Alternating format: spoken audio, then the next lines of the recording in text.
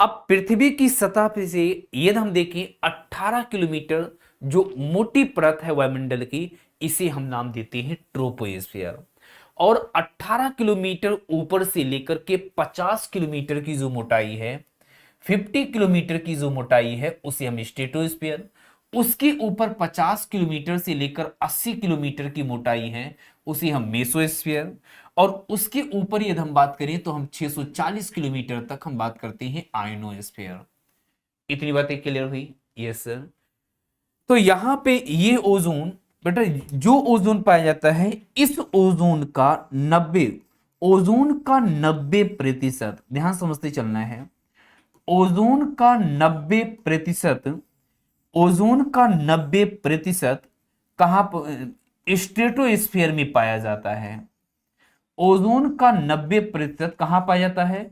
Stratosphere में पाया जाता है, जिसे आप हिंदी में समताप मंडल कहते हो। 90% समताप मंडल में पाया जाता है। और ये जो ओजोन होता है, ध्यान समझिएगा, मान लेते हैं ये ओजोन है, O3 है, O3 है। यहां 90% जो ओजोन होता है, ये ओजोन कहां पाया जाता है? समताप मंडल में पाया जाता है।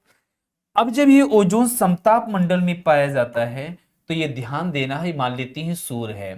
सूर्य से जब यूवी किरणें आती हैं, तो सूर्य से आने वाली जो अल्ट्रावायलेट रेज हैं, हानिकारक जो परावैंगनी किरणें हैं, परावैंगनी किरणें कैसी होती हैं? हानिकारक होती हैं या लाभकारी होती हैं?